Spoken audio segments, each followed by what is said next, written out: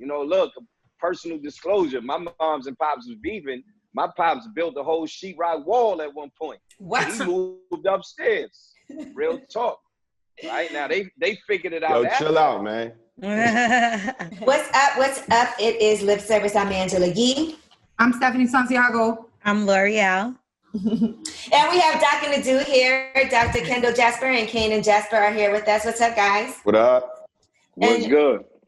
Just to give some context, these are the people I call during Ask Yee when things are above me.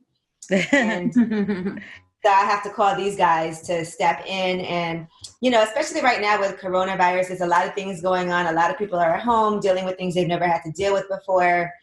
Just recently I had a woman call into the show that's going through a breakup, found out her husband had a side piece and she was really going through it. So people are discovering all kinds of things right now, right? Yeah. And he gonna discover some things too. Right. When he gets to the doctor. Wait. What's he gonna discover? More than that. He gonna discover that, he ain't the only one. Wow. There's always two sides of the stories. That's why you got to hear it all. And sometimes people will tell you a lot of things that they didn't mention in the first go around. When they caught up in their feelings, It's all hiding. When you settle them down, the truth really comes out. Wow. Well, it is a tough time for relationships right now. We've been hearing that people are in the house with each other, discovering they don't like each other as much when they have to spend so much time together. So should people be considering breaking up, or is this something where, you kind of should wait until this pandemic is over with all this added stress and anxiety? Wow. Well, some people really knew they should have broke up a long time ago. True. Right? So, this is just, exacerbating a situation that already existed, right? And it's just making it worse. So, obviously things are at a standstill. So the formality of a breakup or a divorce or a legal separation, can't really go through. You can't commit to something like that. But obviously, people have to identify and decide what kind of relationship we're going to have moving forward, right? And hopefully have an honest discussion about what type of relationship we're going to have moving forward. Is this going to be we going to sleep in separate bedrooms type situation, right? On some real, I'm not just going to say black people shit because other people do it too, right? On some real, other people do it too. Like, look, personal disclosure, my moms and pops was beefing. My pops built a whole sheetrock wall at one point. What? He moved upstairs. Real talk. Right now, they figured it out. Yo, chill out, man. That's but true though. It's real talk. So, people have to determine. Okay, we need to set some guidelines about what we're going to do, especially if there are children involved. Right. Right. The children, finances, property, all kind of things are involved. How we going to manage through this without us being in here arguing every 5 seconds, being very verbally aggressive and potentially physically aggressive towards each other.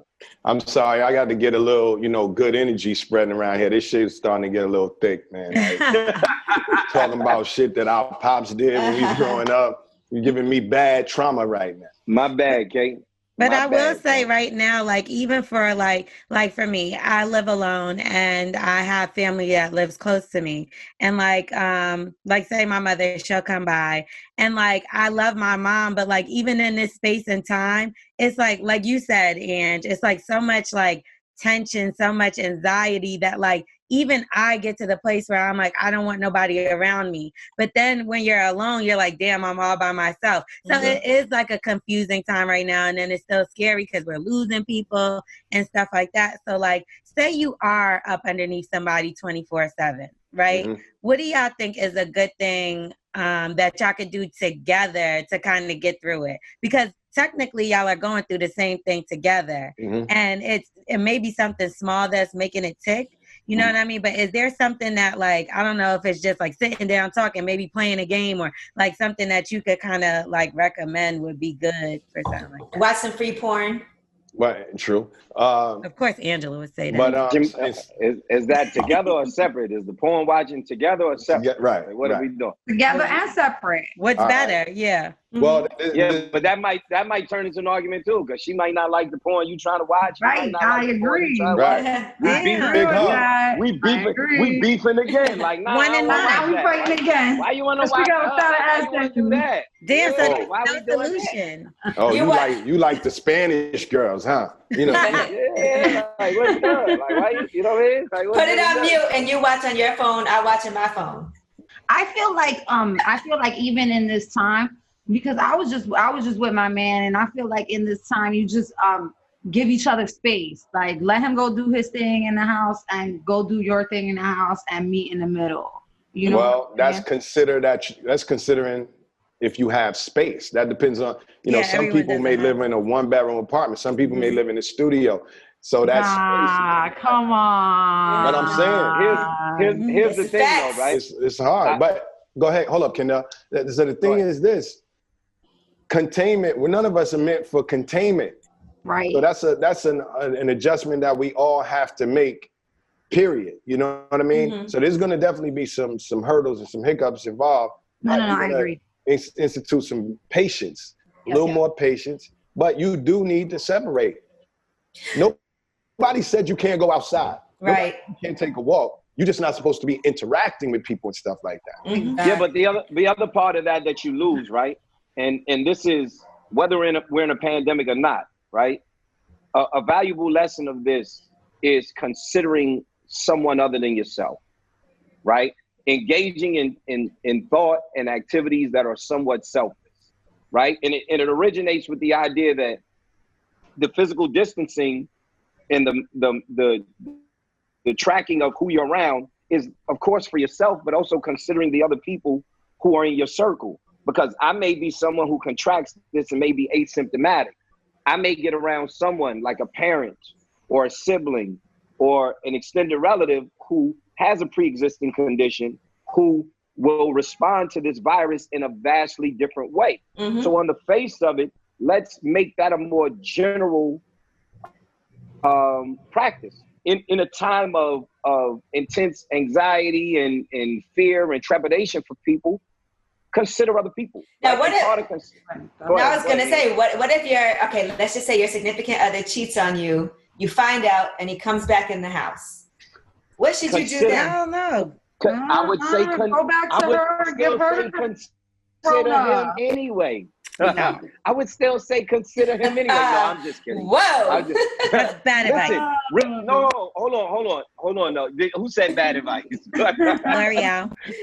Hey, listen, the worst vice is advice. I don't get so I don't do that. I ain't built for that one. So I also, however, I think that there is some consideration given to the activity, right? Mm-hmm. Now, I'm not saying listen, don't be a bozo, okay?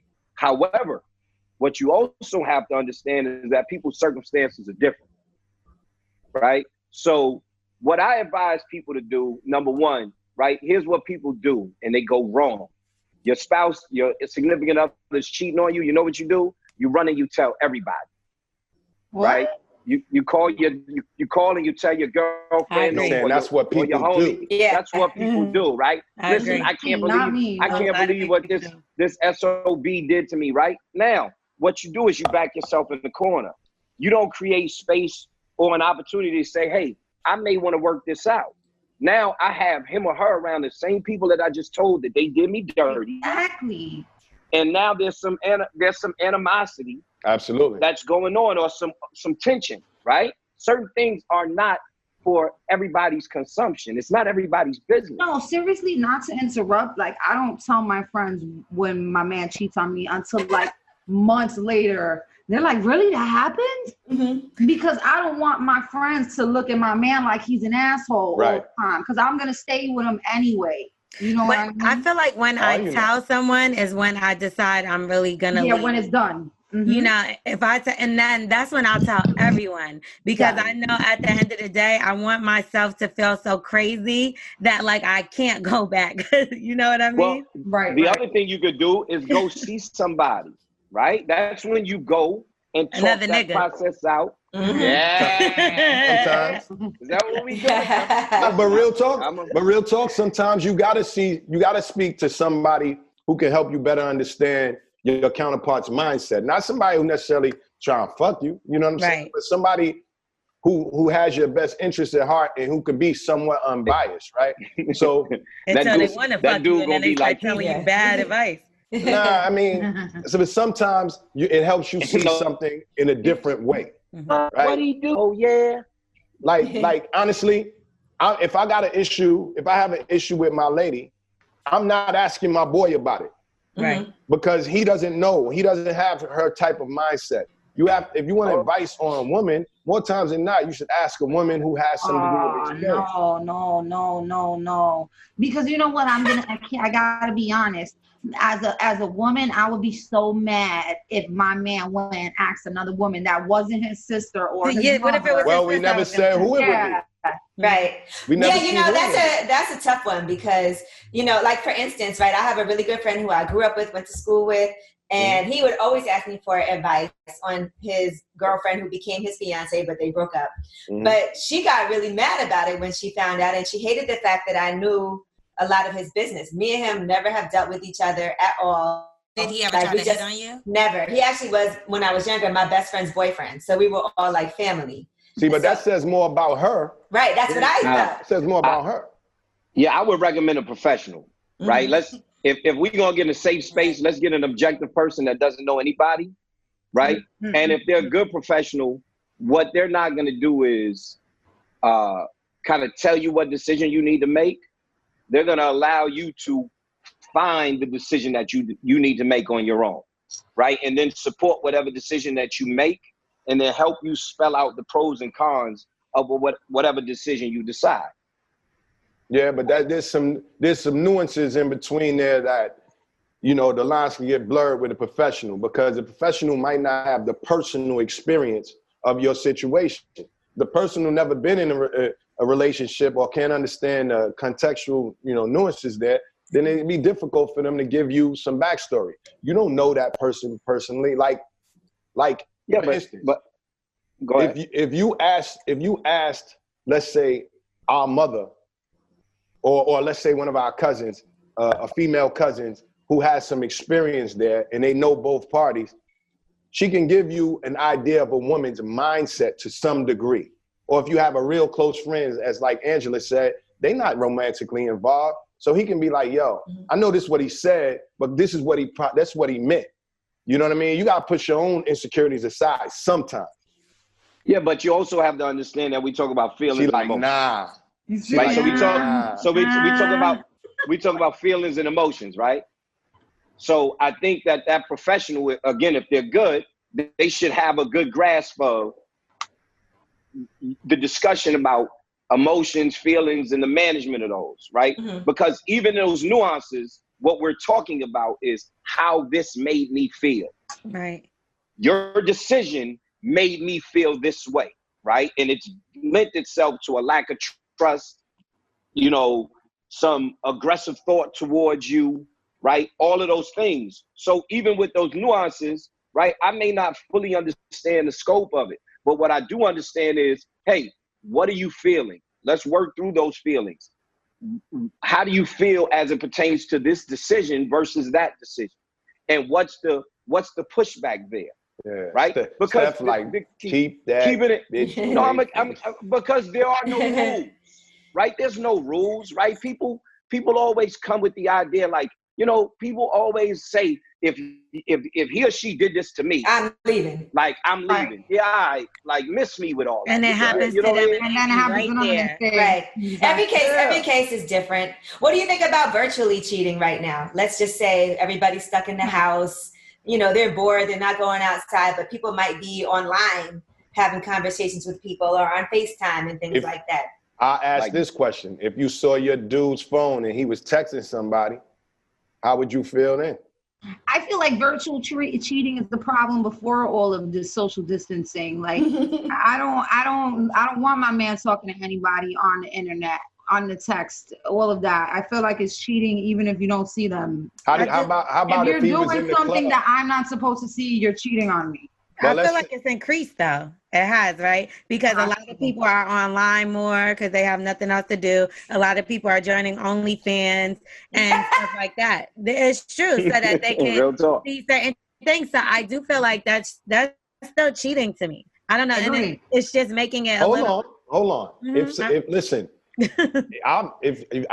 there's been a few people I thought about killing, but I ain't kill them. Does that make me a murderer? That makes you a murderous mind. No, I'm joking. No, it doesn't make you a murderer. So Okay, Kay. A thinker.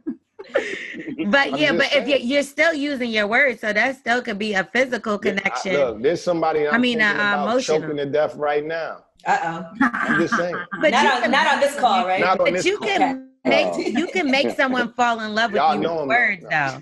You can't really kill someone with words, but you can make somebody fall in love with you with words. You ain't got to fuck them or touch them. Yeah, but I mean, tomato, tree falling. Yeah. Tomato, I'm talk in a little different terms. I think that it's all in what are in the bounds of your relationship, right? What y'all make it, right? Because there are people out here that have open relationships. There are people that have virtual open relationships where they might allow for their mate to get on a porn live site and engage somebody or talk to them in that manner. So it's all within the boundaries of what you determine. Again, there aren't any rules, right? We come with these strict ass Western cultural rules of relationships. And that's why our divorce rate is over 60%.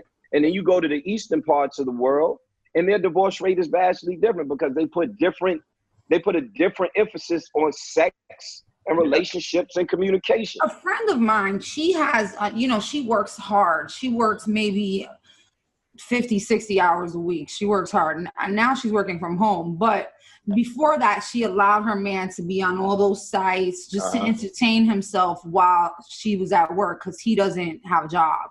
Okay. So she didn't mind that he would be on these sites because she felt like he's not meeting them. Mm-hmm. So whatever.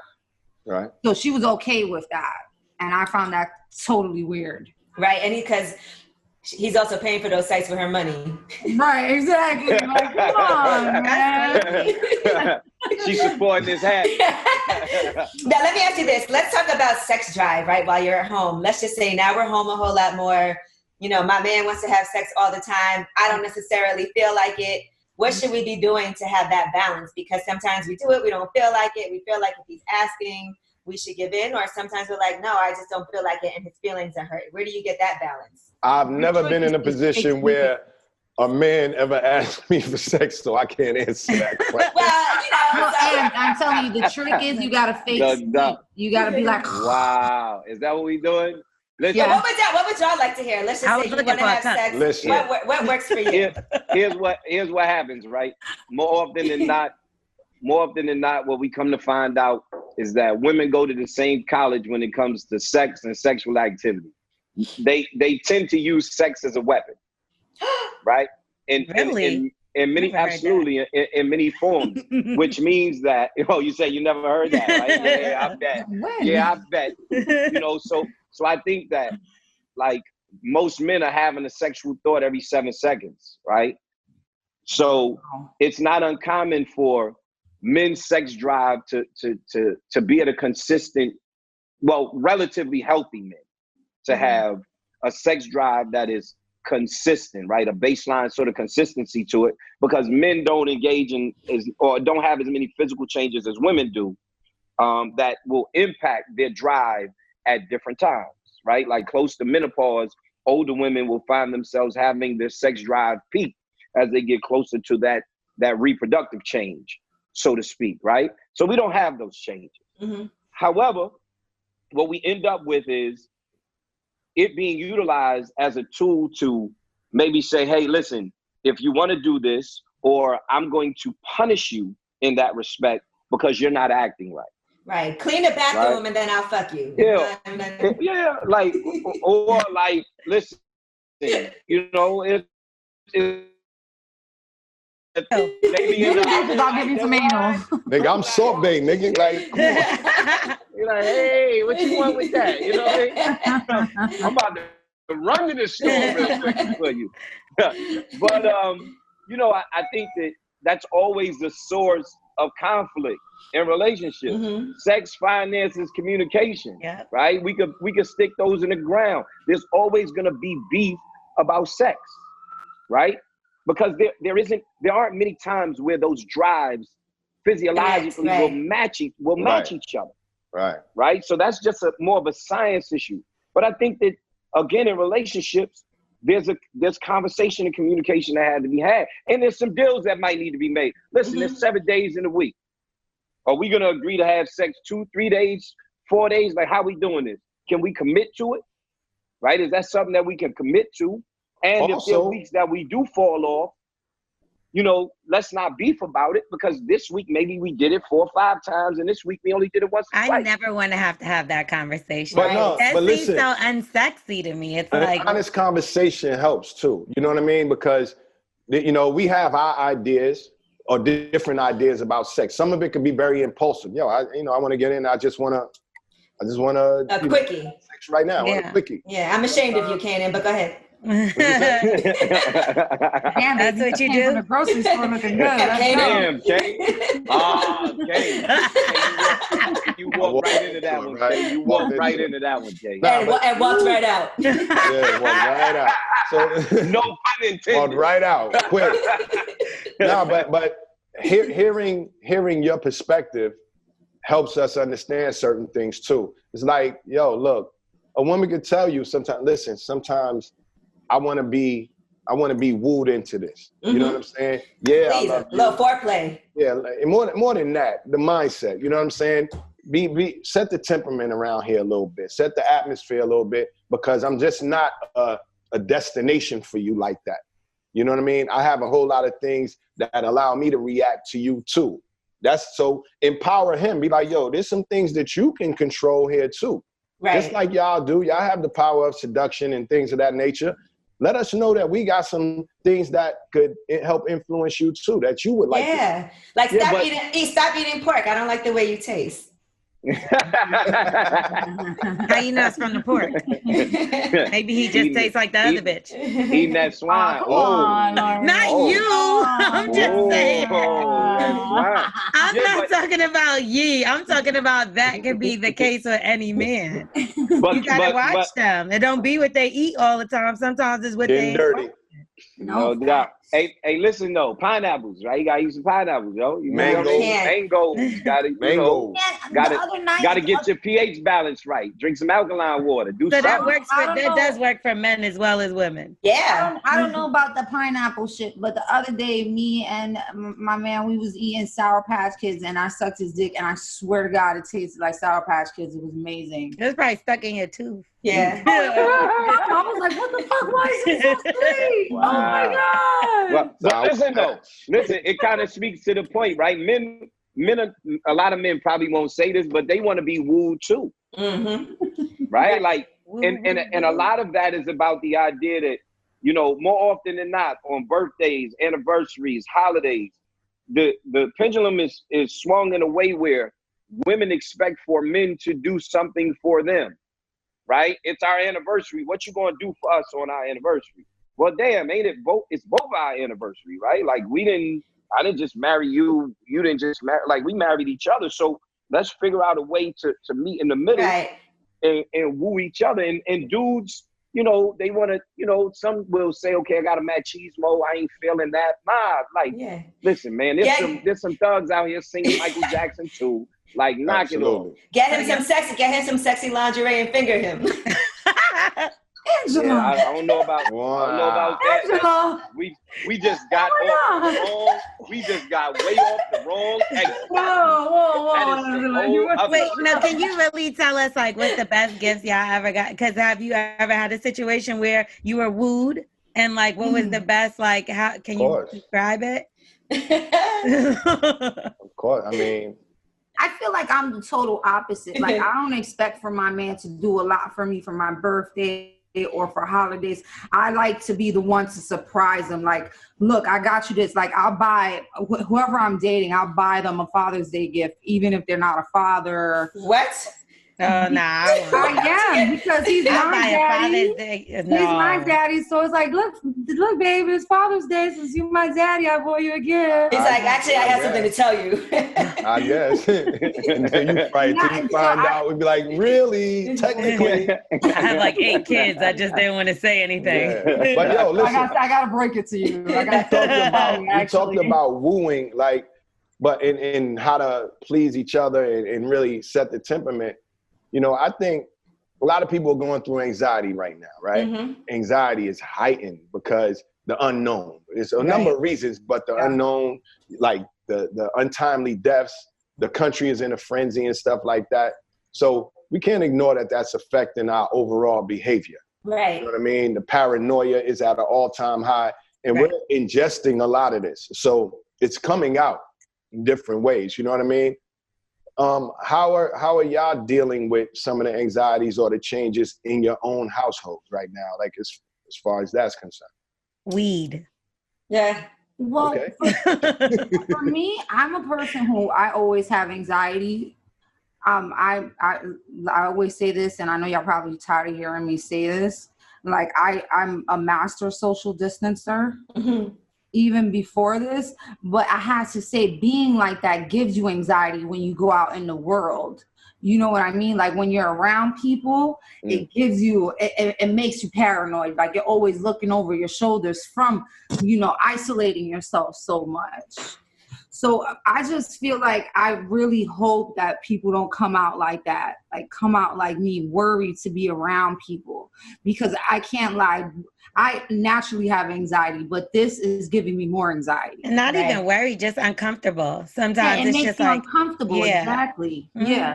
That's why people drink, I feel like, when they're in certain areas. That's why, you know what I mean? Because it is like we have come to a point in time where I think a lot of people have kind of isolated themselves, like you said, even before this. Mm-hmm. So then when you do get around each other, it's kind of like, it almost makes you sick to your stomach, because you're like, oh my God, people everywhere. Like, oh my God, people everywhere. Yeah, but you don't like, and I just feel like I see a lot more people talking about that anxiety, and maybe now they just have a word for it. Mm-hmm. You know what I mean?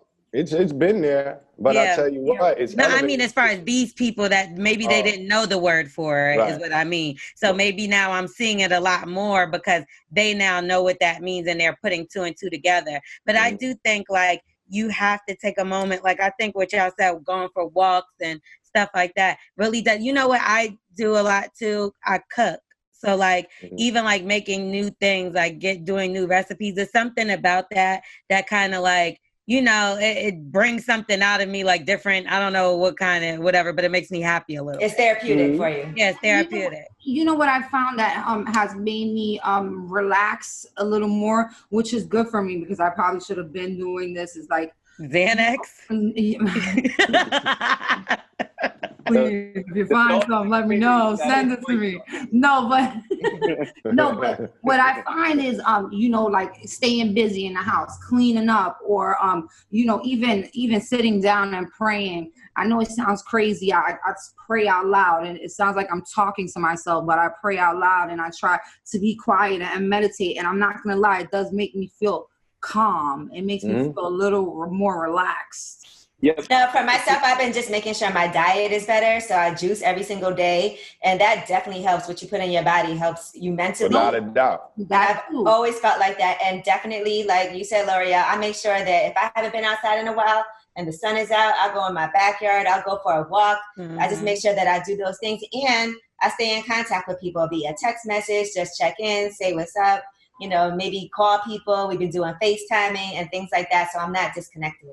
See, I find myself getting aggravated lately when my phone goes off. And I know that's kind of like, I'm trying to get out of that because I think it's because I've been working so much since. Yeah, when it's work, I get aggravated. Yeah, like, and I know you can agree, like, since we've been home, I feel like more people have been asking for interviews or because they feel like, oh, well, you're just home doing nothing. You're not doing anything. Yeah, and I'm like, I'm still working my full-time job and 2 podcasts. You know what I mean? But people don't think of that. So every time my phone has been going off lately, not that it's asking for money, but it seems like it's always somebody asking me to do something or for something.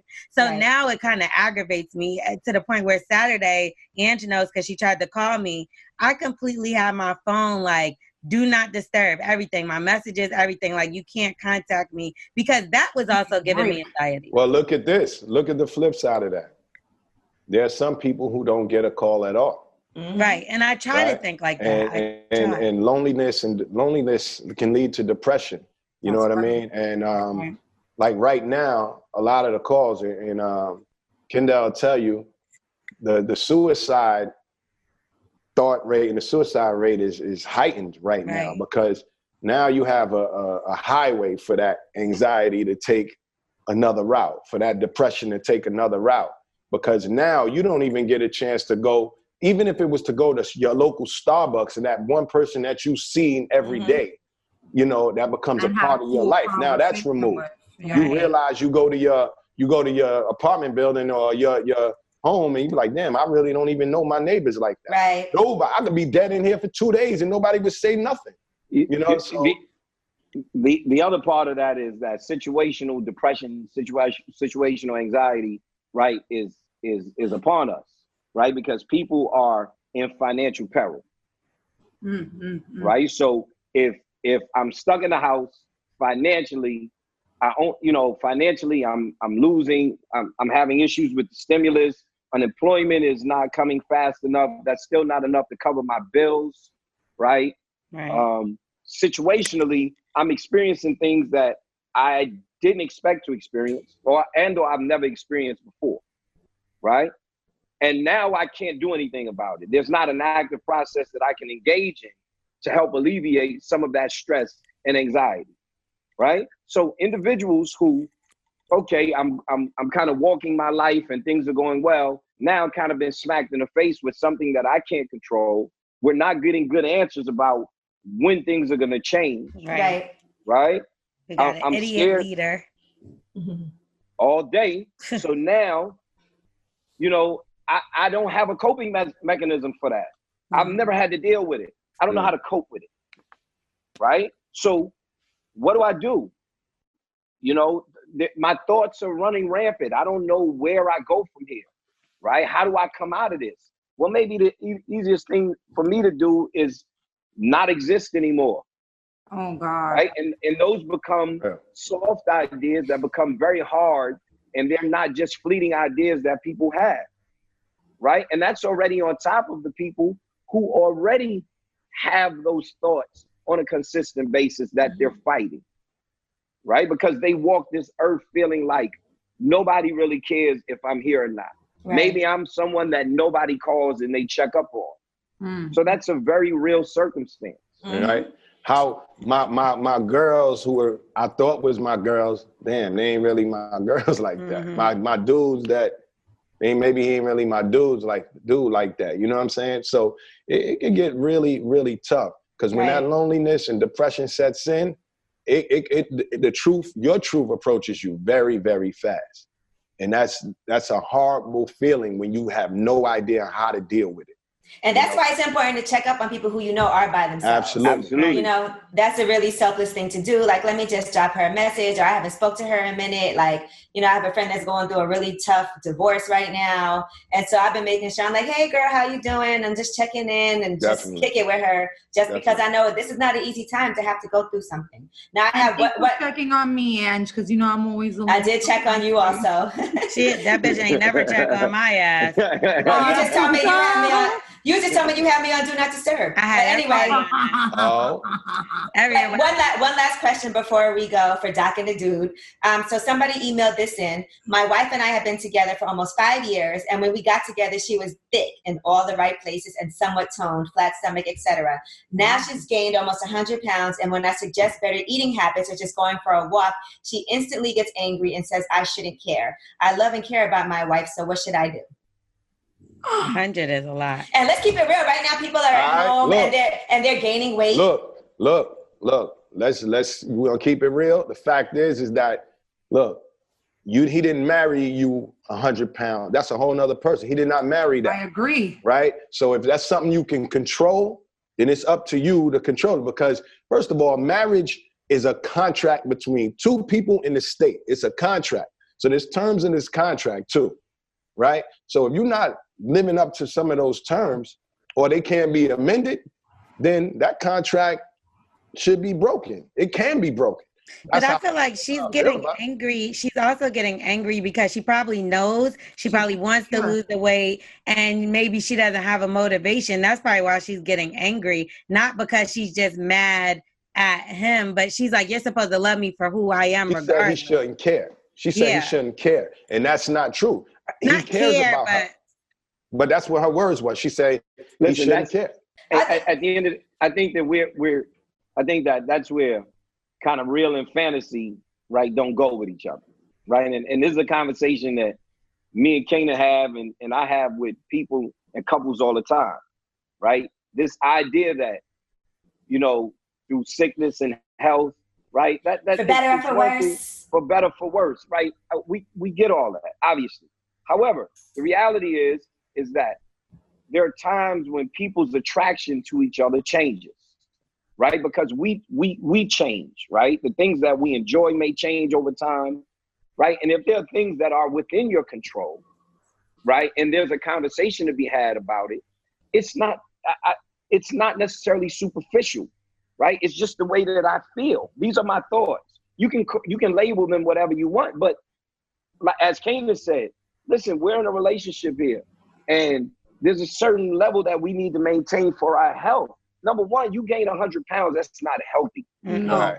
You're not practicing, you know, good health at all. That's number one.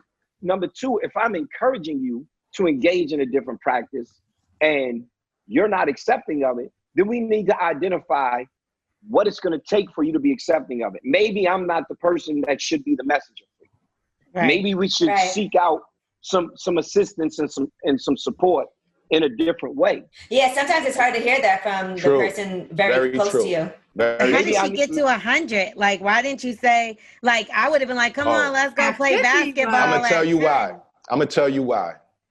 Your mind is more powerful than you could possibly imagine in this current state, right? If your mind is telling you to do certain things, like you should eat, then you will eat. And then vice versa. If your mind is telling, we had somebody very close to us that had a very bad illness, and it became very painful for her to eat. So her mind told her it's too painful to eat. So she wasn't eating. In a short amount of time, she lost an enormous amount of weight. You know what I mean? But, you know, your mind, if you're not able to gauge and have some degree of understanding of what's going on in your mindset, then it can easily happen. 100 pounds, 200 pounds. Nobody just magically gains. We see those. Yeah, I just want to add my 2 cents into this. This is why I tell men all the time, don't marry a girl until she's in her 30s, because you don't know how she looks until after her 30s. Well, you know, but there's other factors too. People have children. Unless they get sick. Yeah. You know what I mean? Unless they get sick. But people deal with things mentally. Sometimes physically, there's things that might make you gain weight. Sometimes there's medications that you can be on, right? That can women spread in their 30s, bro. Men spread as well. But they spread nice. Them cheeks. I don't know. Not always. It's like, get a man bod. They got a man bod. They got a, you know what I mean? Listen, at the end of the day, you got to have a conversation, right? It all stems from what level of communication are we having about what's going on. You might have some physical issues that are that lends itself to you gaining a significant amount of weight. And I understand that, right? And I'm willing to support you and help you with that. Right. But if you at home eating Big Macs and shit all day, right, then we need to have a conversation about what happens next, right? Mm-hmm. And I'm entitled to have a feeling and an opinion. Right. You may not like it. Like, we are in the age of, I'm not allowed to have an opinion. True. Right. And that impacts everything that we do. I have an opinion. I make a statement. Now you want to shame me for it personally, right? Social media is it's a landmine to that shit. I put something out there, right? Somebody has an opinion. Now that opinion goes over the line. Personally, you're attacking me. Oh, you're a hater. Damn, I just had an opinion. Right. I don't hate the person. I just felt like it wasn't a good look. And if you put something out there for public consumption, don't get pissed off when the public responds to it. Right. I'll give you a perfect example, right? What was the sister who like I think she's in Georgia, she does the weather, and they were her clothes. Oh, and she's fine. Her clothes, right? She's a very attractive woman. Yes, you know what I'm saying? And then she was like, well, I don't think people should be paying attention to that. And unfortunately, people are going to pay attention to that. So, all right, you can feel the way that you want to feel, but people have a right to their opinion. And I was like, I feel her. I'm with her on that. But then she posted a picture of her leg, like a picture of her leg down. And I was like, well, if you don't want people to look she asking for in it. that way, no question. Why would you do something like that? You know what I mean? And so now, I remember when they were making such a big deal out of that. But have y'all seen the Colombian and the overseas weather girls? Yo, I love it. Yeah, they be. I wish that shit was We on know, every Kainon. day. We know. But anyway, back to this question originally. So now she's gained 100 pounds. And, it could be depression. And the more that he goes in on her about it, that could cause even more depression. And people do sometimes eat as a way to kind of comfort themselves as well. So, but he clearly cares about it. What he also has to understand is that as much jumping and down and yelling and screaming that he doesn't control that other person, right? So until she's to a point where it creates some issues or discomfort for her, then she's not going to make a move on it, right? Regardless of how hard you push someone, right? People kind of become frustrated with the idea that me showing you that I care, right? And me being enthusiastic, right? Or me being demonstrative in my tone is going to lend itself to you getting up off the couch and moving. Right. They ain't doing nothing. Listen, I might not even, I don't hear any of that. Like I'm in a space where I can't even hear what you're saying, right? It may look, physically, it looks like you're yelling, but I'm not really hearing what you're saying because I don't feel that way. It's not uncomfortable to me at that point. So the fact that it isn't uncomfortable to me at that point, you have to practice a level of patience and you have to check yourself. Or not. And identify what you're projecting on somebody else. You can try, you may not do that. And it may lend itself to some more frustration. Shit, it may lend itself to you walking out the door. Absolutely. Right? Because Kainon's like, let's be clear, I'm out. He's like, let's be clear, you make 100 pounds, I'm gone. No doubt. At the end of the day, you can control your own behavior, right? We all control what we can, right? So it's, we engage in relationships oftentimes to control what the other person is doing. And that is that's another big issue. I can't control what you do. So why do I need to continue to try? And I need to engage in a ongoing self-thought process to tell me, control what you can, because I can't control what you do. Right. Well, listen, for you guys, I know we have to wrap up now, but I appreciate y'all. Now, how can people reach Doc and the Dude if they have some questions? Go ahead. Okay, you gonna start? Oh, you can. Go ahead. Our social media handle is at Doc and the Dude, at DOCNDADUDE. I know it. I'm gonna say it again, but for folks that have trouble with the spelling, at DOCNDADUDE. Shit, I have trouble with it sometimes. Doc and the Dude. Doc in. The letter N. Don't worry, we're going to write it out for y'all too. We got you. And listen, we'll be checking back in with you guys. So if anybody has questions, feel free to hit us up and ask us because we're going to make sure that we can. And vice versa. If people got questions for us, then they want us to shoot it at y'all because I'm pretty sure people want y'all opinion and y'all perspective on it as well. Yeah, let us know. Absolutely. All day. Of course. You know? You got the email. Okay, they can email us, docandthedude1@gmail as well. docandthedude1@gmail.com. Well, thank y'all so much. I appreciate it. Dr. Jasper, Absolutely. Dr. Kendell Jasper, Kainon Jasper, appreciate you guys always. Hey. Absolutely. Thank you. All right, y'all. Hold it down. Bye.